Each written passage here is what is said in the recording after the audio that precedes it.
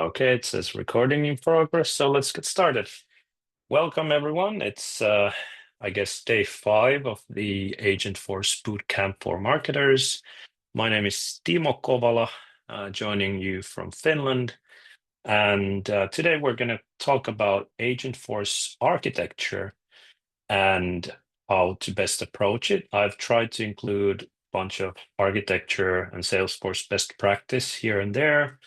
And I guess the material, JB, is it going to be shared later on, or is it just going to be on YouTube? How is it going to go? YouTube, the recording, the presentations are not up yet. So I'm Okay. trying to get everything together, and it's not promised that we'll share the slide deck, but we'll try to. Well, you So can always take screenshots from yeah, the YouTube. from the recording, yes. Yeah. So I've included a bunch of, cool stuff that's probably going to end up in some certification exams as well to keep those in mind. So if you want to take notes, feel free to do so, but also, yeah, you can watch the recording afterwards. But yeah, let's get started.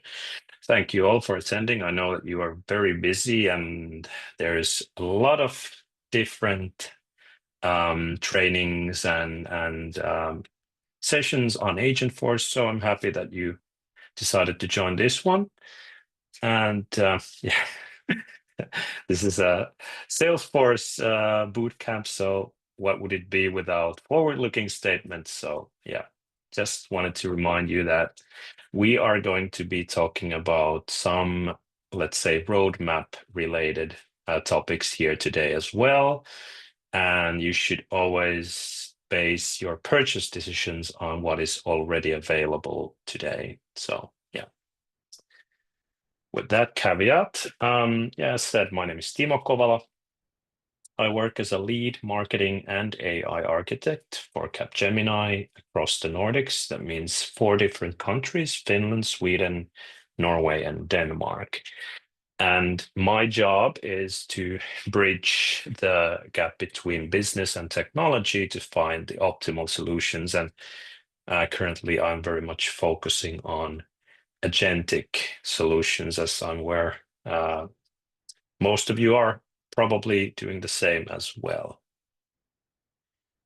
So we have quite a lot of stuff to cover today. We only have 1 hour or so to do it. So we're going to start with recapping some key concepts. So I know that there's been already great, I guess, 4 different uh, sessions about Agentforce from leading experts. So I'm not going to assume that you are starting from scratch, but there's going to be some repetition, and it's I think it's good to recap some of the key concepts that you've already learned. But I won't be diving that deep into those concepts necessarily.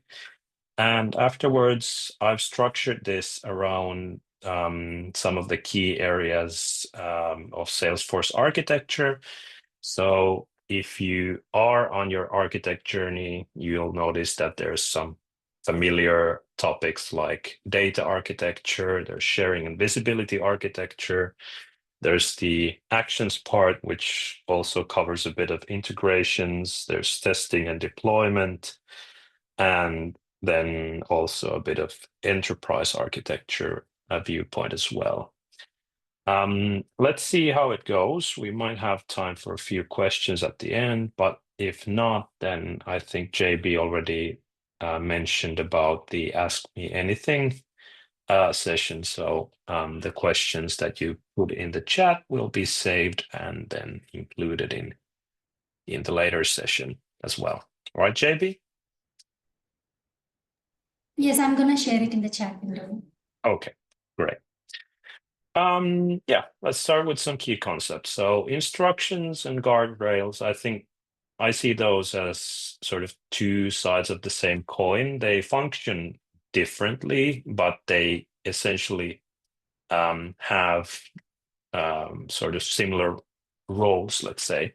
So instructions tell the agent what to do, how, and when. They're tied to particular topics that you give to an agent, and they are used for automating and guiding the agents on how they should behave based on user input. And what's really nice is that instead of having them rule-based, like you would set up, for example, with flows or Apex classes, instructions, of course, follow natural language. And that is nothing short of a game changer in workflow automation. And on the opposite side of the coin, we have guardrails. So basically, some constraints and sort of limitations on what the agent should and should not be able to do. And this is especially important if we're talking about autonomous customer-facing agents. So, for example, customer service agents that you may have in a customer portal.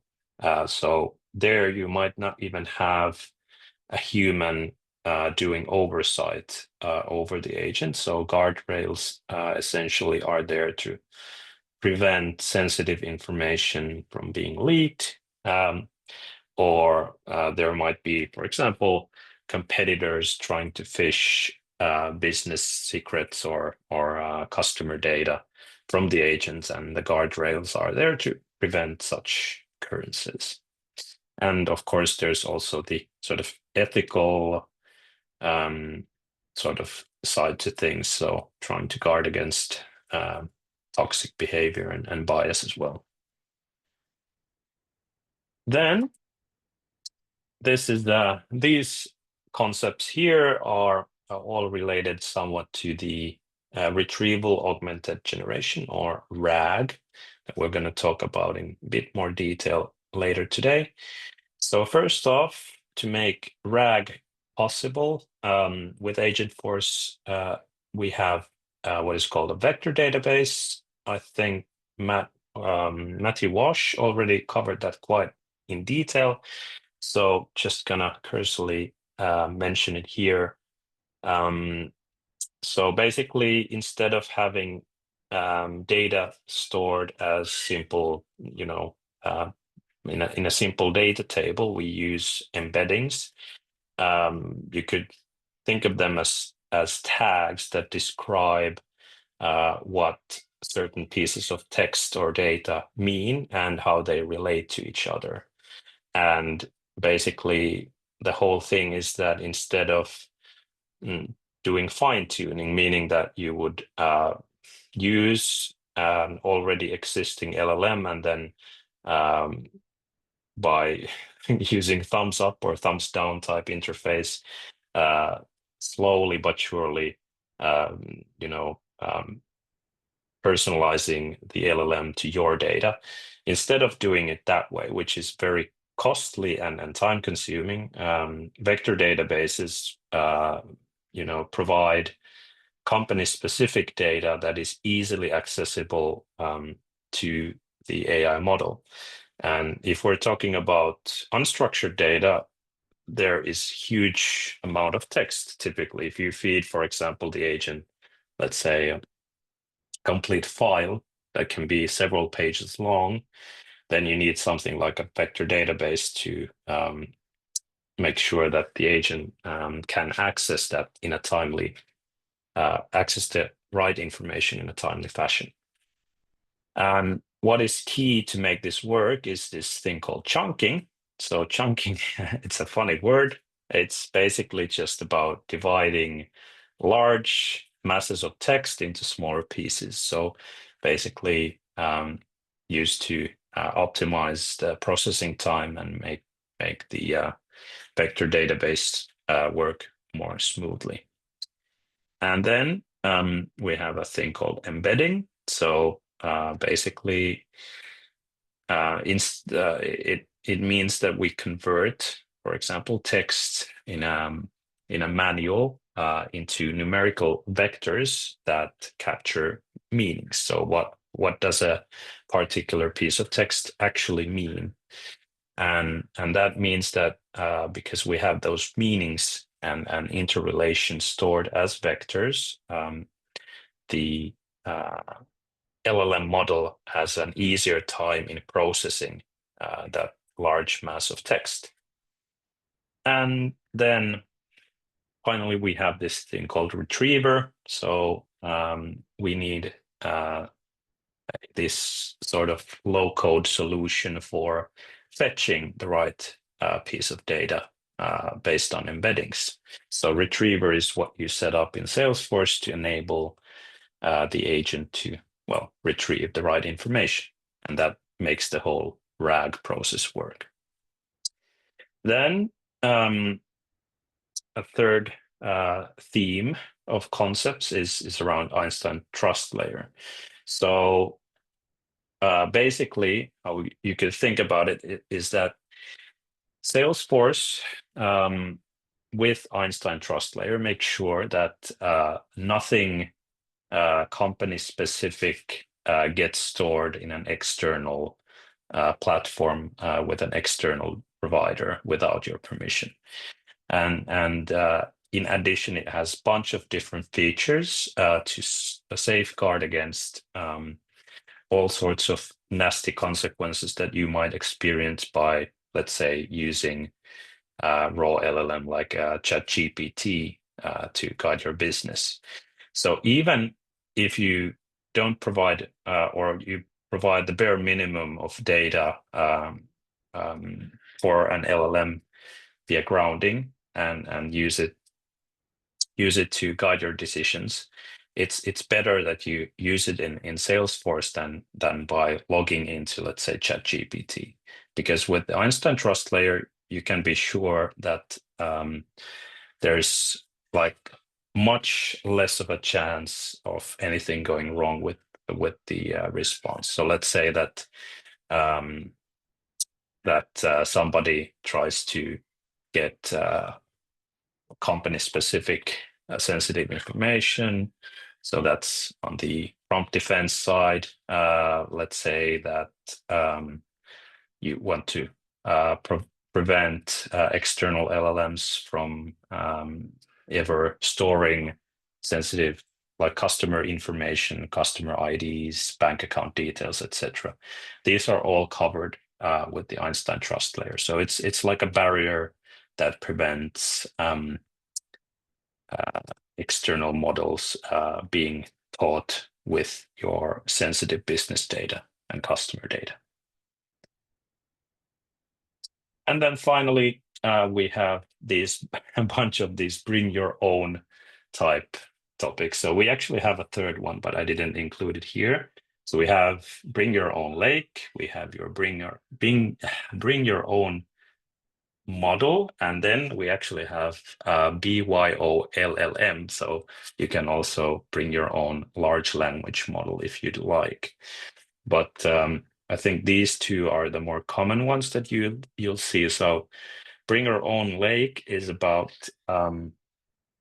using Data Cloud's zero copy architecture to share data directly from Google Cloud Platform, AWS, or some other third-party data lake without having to replicate that data.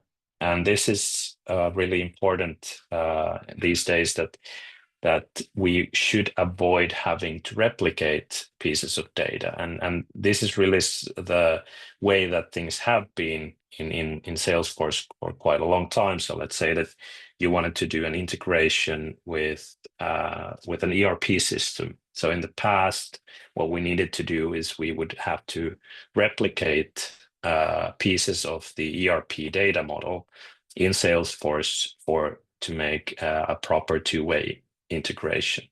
And sure, there were like options of using, for example, external objects or even doing API integrations without data replication, but those two had their downsides.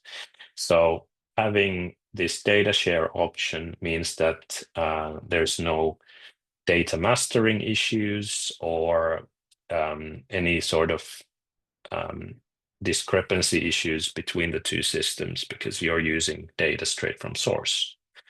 And that's a huge improvement on how it's been done previously. And then we have this bring your own model.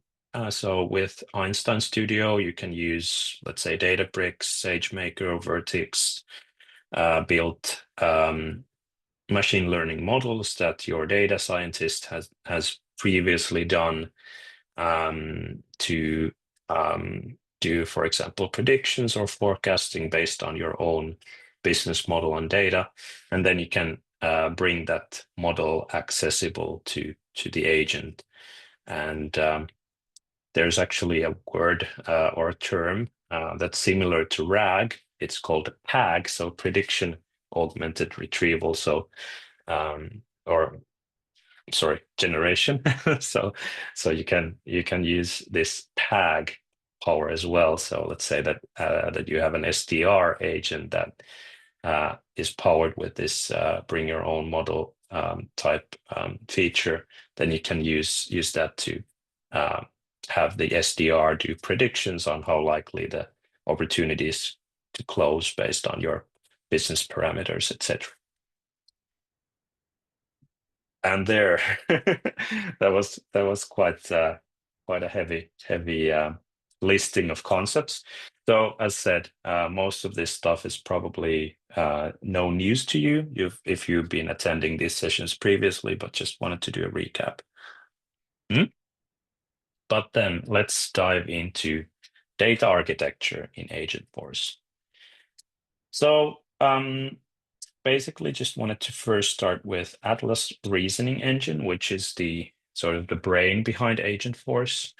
So this is the set of features and elements that ensure that the agent uses the right input and in the right way to create the right actions or decide the right actions based on that input. So basically what it does is that it takes the raw user input, let's say from a Salesforce user, if it's internal facing agent, or if it's a customer facing agent, then it's basically what they give in the chatbot as a prompt. And then it goes through Atlas Reasoning Engine, which is powered by your knowledge base, knowledge articles, and the inference logic that's been configured with the instructions and topics, etc. And then based on those, the agent is able to select the right actions and make those actions on the Salesforce Customer 360, which is essentially the Salesforce objects that you have available in Salesforce and Data Cloud.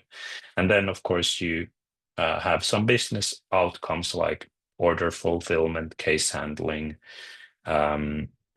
marketing email if it's a marketing agent, etc. And then also the reasoning engine provides grounding, meaning that it provides the right sort of Salesforce context, Salesforce field values and records based on the user input or the prompt that the person who used the agent in the past. So that's how it sort of works. And with agents, we power them with two different kinds of data. So we have structured data and then we have unstructured data. So structured data essentially is what you see in Salesforce objects, but it's also records and metadata. Those are all structured, and also basically the structured data model objects in Data Cloud are also structured data.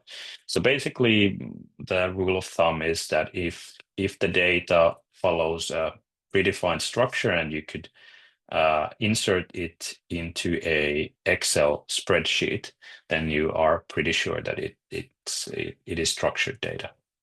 And with this structured data, it's pretty easy for an agent to process it.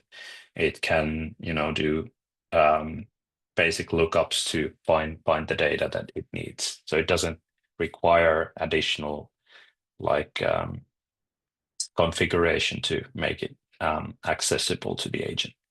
But with unstructured data, let's say something like a sales manual or product brochures or sales emails from the past, these types of data sources you have to configure a bit or process a bit with Data Cloud beforehand for the agent to be able to access it. And unstructured data is as valuable as structured data, and sometimes even more. We know situations where companies' CRM database is sort of the data quality in a CRM database might not be that good. So in that scenario, what you can do is if you have better quality data in an unstructured format, then you can basically um, have it as part of a solution to provide that crucial grounding to the agent without having to worry too much about the CRM data quality. Now, I'm not saying that it's a replacement for good quality structured data, but it's an additional source of insight for the agent. Now, when you're using structured data with agents, there's different kinds of merge fields that an agent is able to use. So if you've used, for example, Salesforce Lightning email, or let's say that if you used Pardot or Marketing Cloud account engagement, then I'm pretty sure that these sort of handlebars type merge fields. So basically, they're placeholders for actual field values in an email or a prompt. And basically, it works in the same way with agents, that you have these sort of merge fields as placeholders, and then you bring in the actual data at the time of prompting. So when a user actually uses the agent. So we have a bunch of different options for merge fields. We have, for example, records and flows. So you can add a bit of flow logic when you display a record or a DMO or data model object from Data Cloud. So if you need some additional logic there, you can use a flow merge field. You can use Apex merge field. So let's say that if you need to do a SOQL query or an API call to display data, or use more advanced filtering, then an Apex merge field would be the option.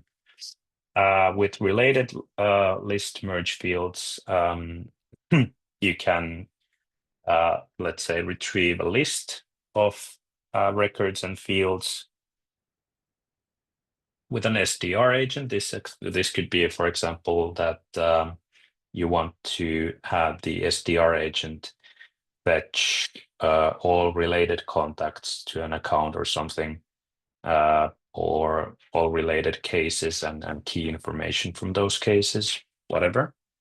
And then we have data graphs. So this is a Data Cloud feature, similar to related lists somewhat. So it's essentially joining several related DMOs together to combine it into a single view. So let's say that you have a data graph containing different types of engagement data that you can, pull into a single view of the customer. So you could have a single merge field of a data graph, and that could pull in data from SMS data, website visit data, and marketing email data. So it's a huge sort of time saver down the line, but you need to configure these data graphs in advance if you want to use them. Then you have Data Cloud DMO merge fields. So basically the same thing as a record merge field, but instead you're using data model object from Data Cloud, so not a Salesforce record. And then this one is probably the trickiest to understand, at least for me, it was the record snapshot. So basically, for an internal facing agent like a sales coach, for example, that if you're using the agent from a record page and you want to provide contextual data from that page layout that's only visible to the user permissions, then you can use record snapshots instead. So it won't then display data that's hidden from the page layout, for example. And about the data graphs, so yeah, if you've used Data Cloud for a longer time and you have several use cases active with it, it can quickly become quite a sprawl, let's say. So if we just have the agent looking for data from various different data model objects, it becomes quite difficult to maintain and even impossible at some point. So what data graphs then allow is that they are basically pre-configured database joins. So if you've used SQL in the past, then you know what an outer join is. So this is essentially a left join. So from this screenshot, you can see that there's unified individual, which is the central object, and then we join different DMOs to that central object based on their relationship. So we have that sort of virtual join done beforehand, and that would then help the agent retrieve the right data from a centralized location. It has essentially access to data stored in all of these different data model objects from a single virtualized view. And yeah, jumping into unstructured data. So as I said earlier, we need to have some additional setup when we're using unstructured data. And there's basically two different ways currently of setting up and storing structured data with Agentforce. Both use Data Cloud and consume Data Cloud credits, so be mindful of credit consumption. But basically, it's a matter of scalability versus easy setup. So with this data library, this is something that I would use for these kind of one-off data integrations. So let's say that we have a single agent that is using a very specific type of CRM file or let's say a brochure or manual that you know that it's not going to be probably used by any other use case, or at least in the foreseeable future. So you're not looking for a scalable solution that can be used across your enterprise. You want to power that single agent with this very specific piece of document. So then you can use Agentforce Data Library. It's a very quick and easy to use tool to import the data and then make it available for an agent. So it's like a quick start for unstructured data. Sorry. And if you want a bit of a more robust solution, then you can just use unstructured data lake objects or DLOs. So these are good for these more multi-purpose complex data integrations. So if you want to use the same unstructured data to power, let's say, machine learning models or several different agents across your enterprise, or even several different Salesforce orgs with Data Cloud 1, then this would be the solution to go for. So you have a couple of options when you're bringing in unstructured data and making it available to agents. And then, so another sort of no-code solution that we have in place that helps us use unstructured data is this retrievers feature. So we have these configurable retrievers that we set up, and these are basically solutions that you set up so that the agent knows how to search for specific information and where. So basically when to use a particular search index and also to know which data model object to look at, for example. So this essentially is the last piece of making the data available for the agent. And yeah, so basically with what we covered with data architecture is good to know that Agentforce doesn't really have its own data architecture. It's about using Data Cloud and Salesforce Core Platform's data architecture for the agent. So agents don't really come with their own data model. So that's good to understand. It's basically just basing it on what you already have and what you would have your business using anyway. And then let's look at another a bit, let's say, tricky topic with Agentforce, this sharing and visibility side. So there's two different user contexts with Agentforce, and that's really important to, mention and understand that field level security and record access or sharing is handled a bit differently based on what kind of agent you are building. So I use this term autonomous agent if we're talking about a customer-facing or partner-facing agent that is supposed to be able to autonomously help the customer. So instead of having a Salesforce user activating the agent, we're actually providing a chatbot interface directly, let's say, in an Experience Cloud site where the customer can or the partner can access the agent directly.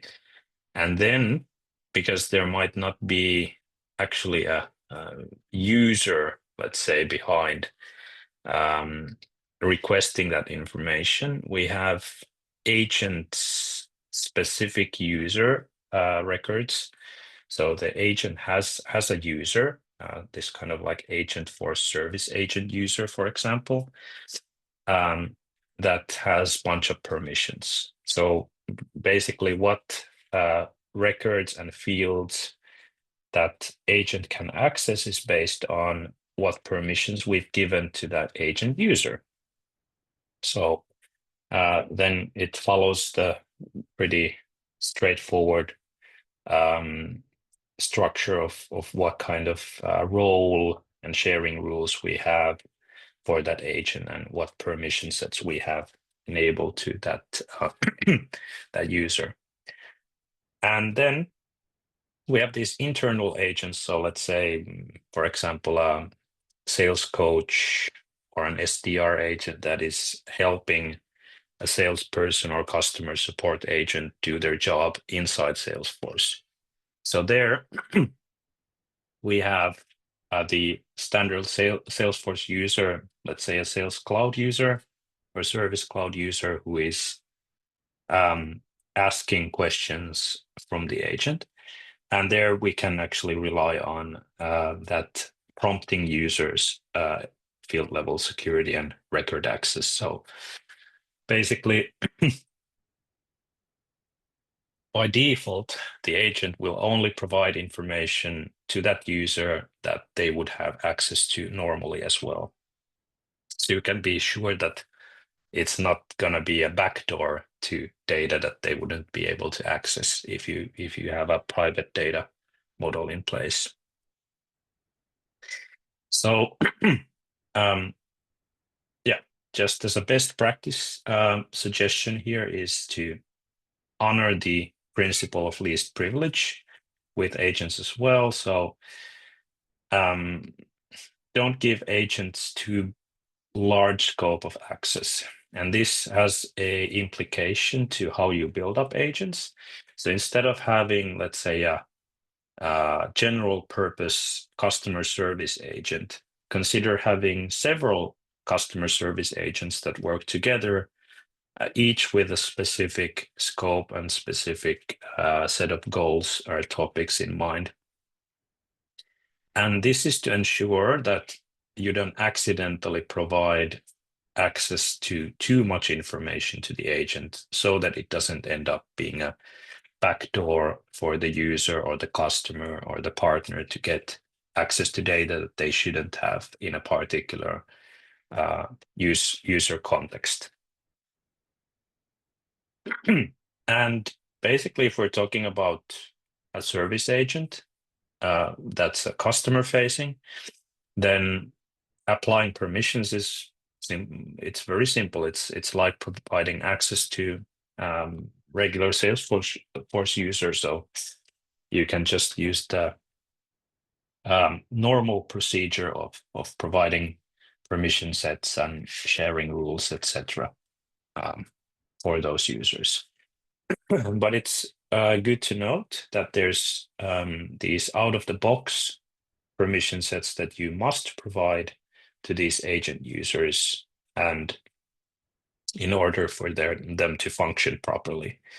So you can add custom permissions, but there's also standard permissions based on the type of agent that you're setting up.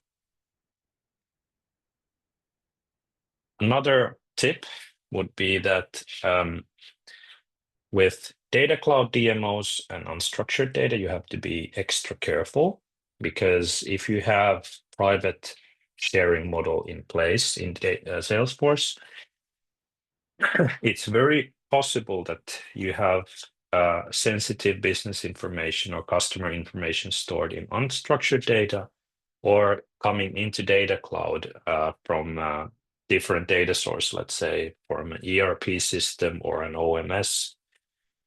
So there, if you have different data sharing for these DMOs than you would have for Salesforce fields and records, then what you end up is a risk that users would get access to data that they wouldn't get simply by searching Salesforce. So be very careful with providing access to the agents to these fields.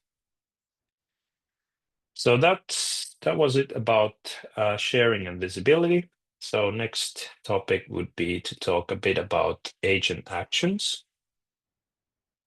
So the sort of architecture in quotations is quite simple for actions in Agentforce. So we have a user giving some sort of input, typically through a prompt that they are asking the agent to do something or give them a piece of information.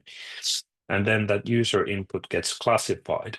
And this classification is done via topic descriptions. So you have a classification description for each topic. So topic A has a description that what types of user inputs should go towards topic A, and B has its own topic description, and topic C has its own. And here is a bit of a risk that you should be very clear with these topic descriptions and make them sort of let's say, overlapping, because there's a risk that if they are somewhat overlapping or obscure in any way, then a misclassification can occur.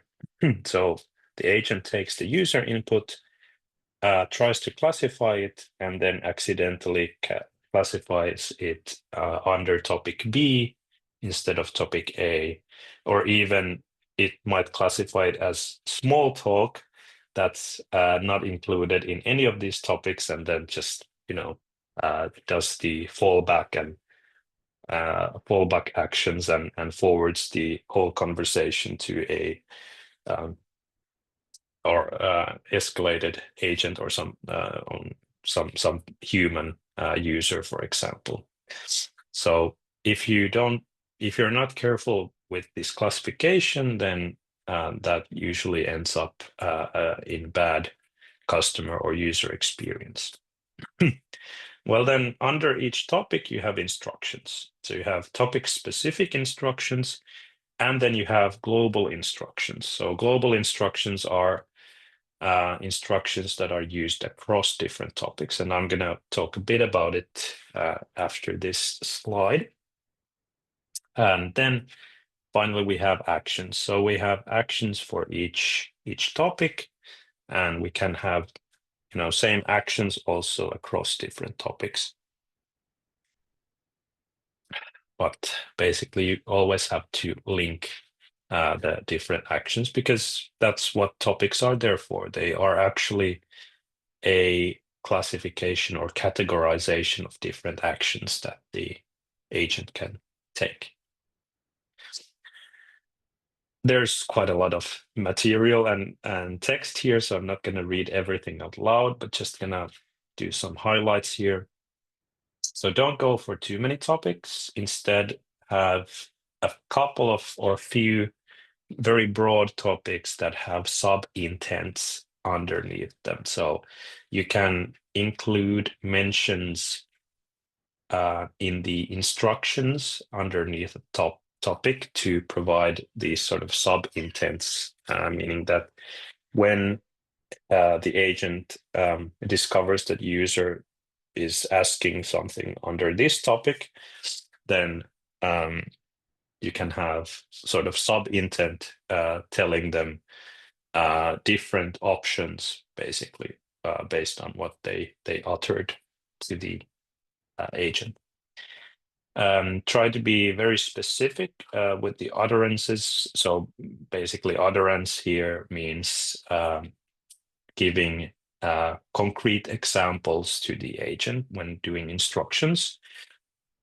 So you want to provide these, like if you have a topic like password management, and then you would then add underneath the instruction these sort of examples, like I need to reset my password, or there might be an example like I forgot my password, and then the agent instantly knows that if there's going to be some kind of a if the customer or the user is saying something like this, then it knows what to do.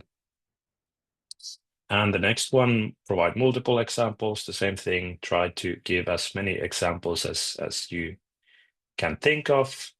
Of course, not going overboard. So here, limit instruction length. So yeah, it's a balancing act, really, that you want to provide multiple examples, you want to be specific, but don't be too specific, because if you go overboard with the instruction length, then it can be more confusing than focusing, and it can lead to longer processing times, which is not a good thing for an AI agent.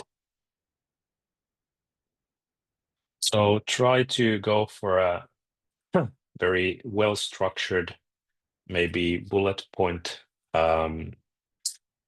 based instructions instead. And when you're giving instructions, try to provide also a clear order of execution for actions, because if you're not clear about those, then the agent might not be executing the actions in the right order. Then we have a few more here. So use global instructions. So this is partially to free up crucial space. So what we had previously, limit instruction length. by using global instructions, you can actually achieve some of that as well. So if you have these kind of instructions that apply to all different topics, then you can use global instructions. Then you can use those across different topics. And broadening the classification means that you want to include small talk as well under the classification description of a topic.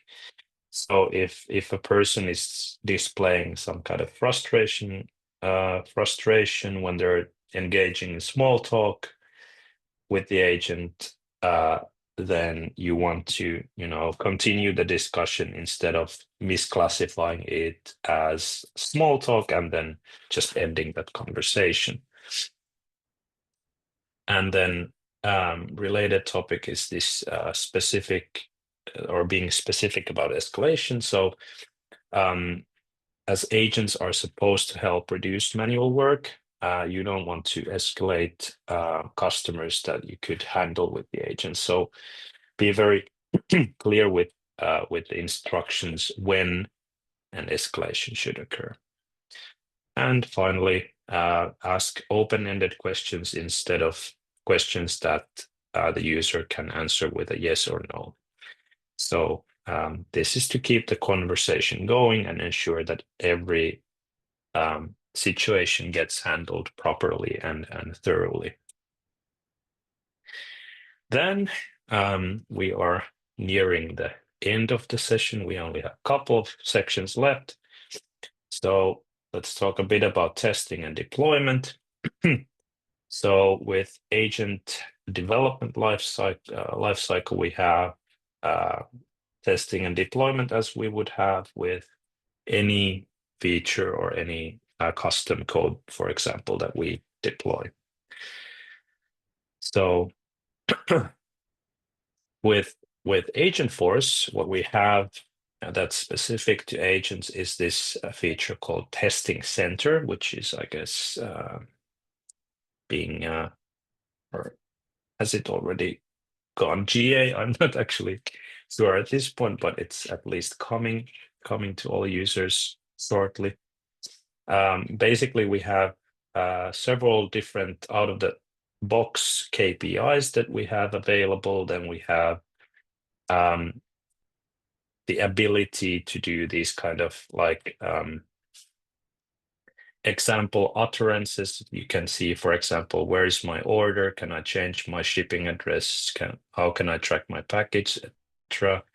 And then based on those example utterances, we can see clearly how the agent is able to respond to that topic and how it works against the expected topic. And then we can easily see in this graphical format how well the agent instructions basically perform. So with Testing Center, you can confidently run testing prior to deployment and see that the instructions work as well as they should. And one key advice I'd like to say here is that when we're working with LLMs or machine learning models, having identical metadata is not enough. So if we want to do thorough, or when we want to do thorough testing, we really need to have as close or as realistic data as possible. So of course you can use dummy data in a partial copy sandbox to get started. You can use it for testing actions and the agent logic, but you should do thorough testing in a staging environment that has a full copy sandbox also. So maybe do slight adjustments to your deployment procedures if you're using full copy sandbox only for UAT or the sort of very final touch type testing. So with agents, I would say the bulk of testing should be in a full copy sandbox instead. Simply that we don't, waste any time with data that's not, let's say, realistic to your business. And here we have a couple of or a few checklists. So I'm not going to go through these in too much detail, but I have these basically here, so you can, take these for yourself if you want as checklists. So Salesforce has their own checklist that's similar to this available as well. So these are very typical like pre-deployment steps that you need to ensure before you deploy your first agent. So of course the license questions and feature enablements, those are the types of things that you do only when you're doing the deployment first time. So you don't have to do this every time that you deploy agents if you've already done these, but good to check these when you get started first. And when you actually do the deployment, one thing that you can easily forget to do is include the the actions themselves. So the payload of the actions, let's say. So the Apex flows and prompt templates that are used by the agent in Agentforce. And another sort of typical pitfall is permissions and sharing rules. So as we discussed earlier, I mean, agents honor the field level security and sharing settings that you have in place. So if you don't have the proper permissions for the agents, then that can really harm the usage of that agent. And here are some typical metadata types that you need to deploy and what they all do. So these are all related to the agents themselves. So with, for example, the agent actions, the GenAI function metadata, this is only an action definition. So if you deploy this GenAI function, you also need to deploy all the flows and Apex classes and prompt templates that the action definition is referring to as well. So there's a bunch of different regular type Salesforce metadata that you would need in addition to these. But I've just listed these out since these are sort of new. These are Agentforce specific ones that you haven't probably used in the past. And then a few post-deployment steps. So just as a heads up, if you're using a partner or customer-facing service agent, for example, then there's a few added steps that you need to do in order to get the agent set up properly. And just as a tip, if you do the trailheads for Agentforce, there you are actually configuring this kind of service agent, so you can check how the ESA web deployment and everything is set up in that trailhead org. So for basically just seeing how it's done. Yeah, just as a testing best practice. So when you're working with Data Cloud in a sandbox org, there are some limitations. So for example, search indexes, unified messaging, those are features that aren't simply available. Then there are some features that require some additional setup and replicating the data that you have in production to a sandbox environment in Data Cloud might be a bit trickier, but in most cases, I think you can you can get it done, but it's just good to understand that there are some limitations in data cloud sandboxes, and you should be familiar with those when you're doing testing. And yeah, basically just a few tips on deployment. So be extra careful with field level security and record sharing. They might break your agent if they're not done properly.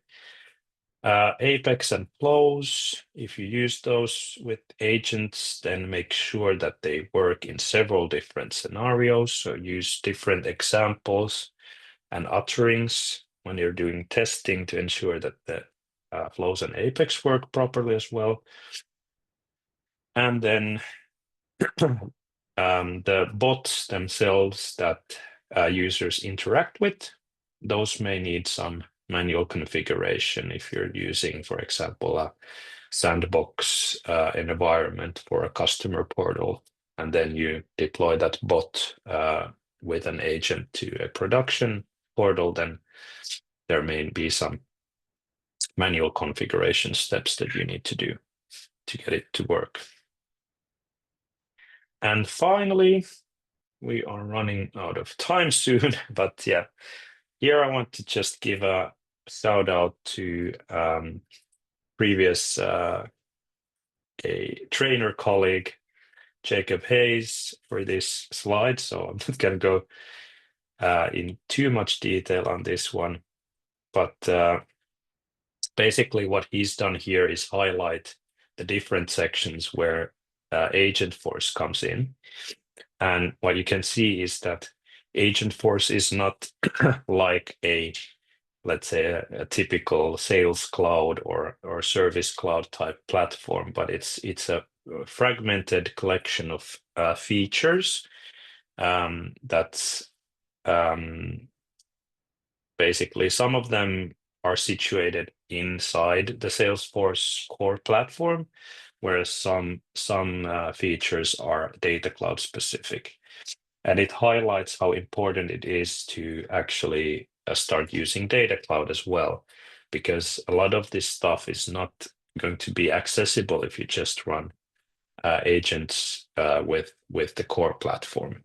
I mean, it can be done, but for example, you miss out on so many of the key features like using unstructured data and the machine learning potential of data cloud. Now here's an example solution architecture. So if we're doing a solution with Agentforce, we have to we have the opportunity to do integrations, of course, with third-party applications. So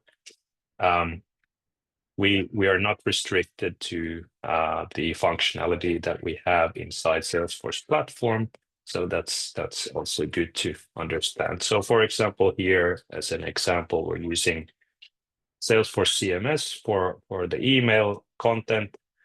We're having agent run API calls to Litmus, which is a third-party tool for email accessibility. And based on the feedback that we're getting from Litmus, which is going to Data Cloud, we are getting that calculated insights back to Agentforce, and then we can provide accessibility enhancements to our emails with those agents. And then a bit of discussion on multi-agent architecture. So this is a feature that is not I would say not yet actively supported natively. So meaning that with Agentforce, you have to do some custom configuration if you want to run multi-agent configuration at the moment. But I was told in a partner event that this is a feature that is about to be released. So let's hope that this is gonna be available soon.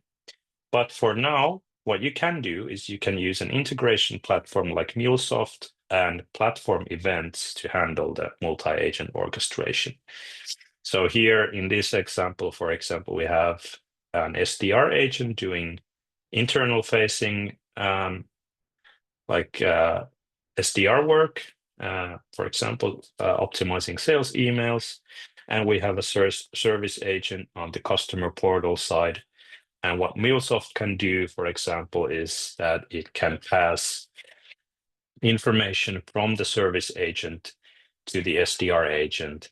And the SDR agent can then identify, for example, potential sales leads that they can then provide to salespeople, etc., based on discussions that the service agent has on the customer portal side. So this multi-agent infrastructure is what enables this like more complex Agentforce workflows in the future. And then we have a couple of slides. So how you can work with external systems is you have a few options. Here's just 3 examples. So you can use data actions or platform events if you're doing event-based interactions. So you want to stream events to an external platform based on agent conversations. Then you can use these. Then another option is if you're using zero-copy integrations, then you don't basically need to do anything additional. Simply updating data on the DMO ensures that the third-party data lake is also updated. So that's, of course, the easiest option, that you don't need to actually do any actions. Simply maintaining the data with the agent is enough. And then finally, we can use HTTP callouts from either flows or Apex for firing external actions, let's say on an external marketing platform or some other tool that you have that you want to integrate with agents. Then we can, of course, power external systems also with data, not only the agents that have external actions. We can use data clouds features like data activations to push segments to external platforms. So this is great, for example, for ad optimization and analytics. We can use data actions if we want to do external triggers, notifications, or alerts. So every time something happens on a DMO, there's a change in there or in a calculated insight, you can done a near real-time event push to an external system. Then you have the MuleSoft connector that you can use, as we saw in the example. You can use it to orchestrate between agents, but you can do cross-platform orchestration as well. And then finally, we have APIs if you need to do something more custom, but of course, try to use the other features before going to the API route, because then you're fully sort of responsible for maintaining those API connections yourself. And it's always good to avoid custom built solutions as much as possible. Yeah, so now we're done. I think that was pretty much on the hour mark that we ended. So hopefully you learned something new, and hopefully you have some questions as well for the upcoming sessions. And yeah. Thank you, Timo. That's a great information-packed session. There's a lot of content that we happen to know today. There are a couple of questions. First thing about the deployment. So what can be used to deploy the agents or the topics or the actions from lower to production environment? I think you covered it, you touched it. If you want to add more details to that, just in case.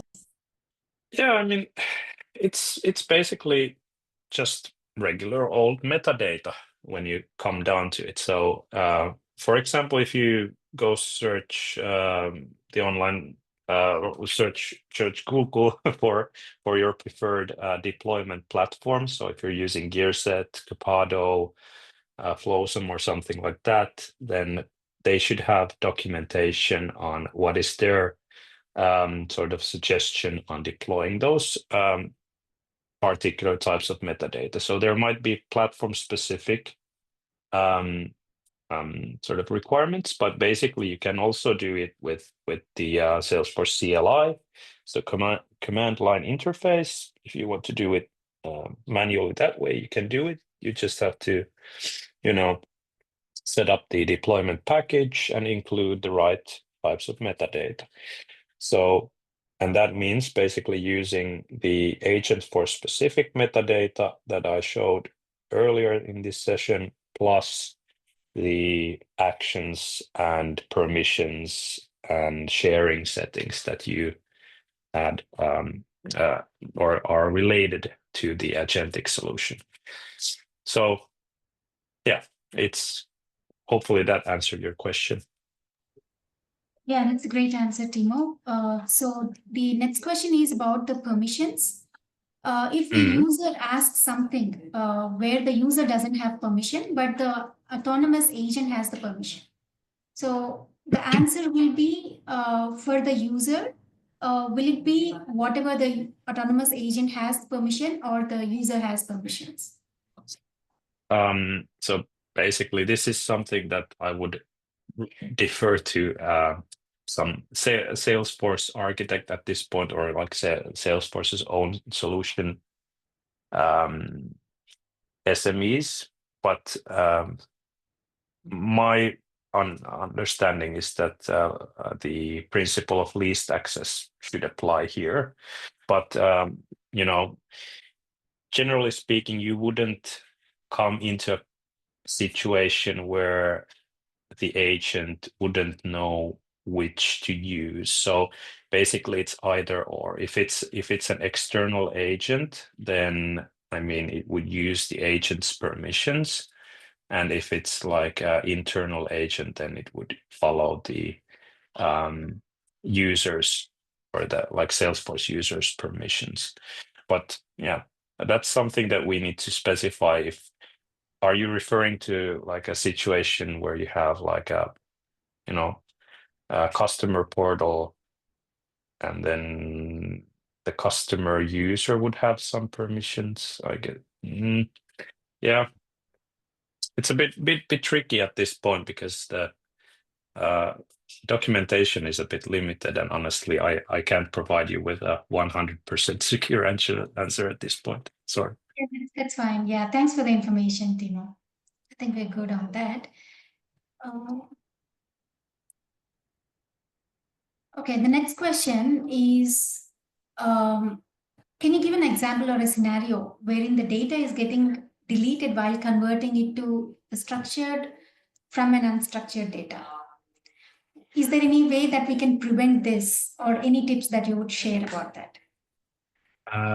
What do you mean by deleted? So you mean that it's not like in the source file you have some text that it's not been stored, like chunked properly, or Right. If in the source it's an unstructured data, so when it's converted to structured data, any data that is getting deleted, any scenario as such that you know? No, I don't know of such a scenario, but sorry. Okay, no worries. But it's, I mean, of course, like when you're setting up, unstructured data in Data Cloud, it's configurable manually. Basically, you have to ensure that it's chunked properly and the embeddings are set up properly, and those are things that you need to, set up yourself. So it's not something that's done fully automatically by the system. So there is a risk that if it's not done, holistically and the coverage is not perfect, then that might lead to the scenario that you were mentioning. Okay. The next one, where are the user permissions resolved? The identity or IAM. So where are those permissions resolved? So you mean like how does it know like which user is actually prompting the agent and like then Right. by that. Yeah, I what mean, are the permissions that the user has, the agent user? yeah, I mean that depends on the agent context. So if it's an SDR agent or sales coach agent, then I mean it just uses the user context of the Salesforce user. So the Salesforce user is logged in, and I mean their user record defines their level of access, and basically the agent that they prompt on the Salesforce platform via the chat interface that has the or knows basically the level of access of that Salesforce user. So that's pretty straightforward. So what you're referring to probably is how does it work with customer or partner portal? Well, those also have a login usually. So I don't know actually how it works if it's like a publicly accessible, you know, site. So then I would reckon that the agent would only have access or have access to data based on the agent's own user. So the agent user would then define the access. So the IAM basically wouldn't even come into consideration at that point. So if you would have an agent on your website that's open to public, then it would not provide access to anything that the agent doesn't have access to, if that makes sense. Makes sense, Timo. I think those are all the questions that we have for today's session. Yeah, great. So hope you enjoy the upcoming sessions as well. And yeah, feel free to connect via LinkedIn and continue the discussion. Thanks, Thank you, Timo. everyone. Thanks, Bye. everyone. So the next session will be the Ask Me Anything panel on the next Tuesday. Make sure you join that. And if you have any questions, fill the form. Thanks, everyone. Bye. Have a good one.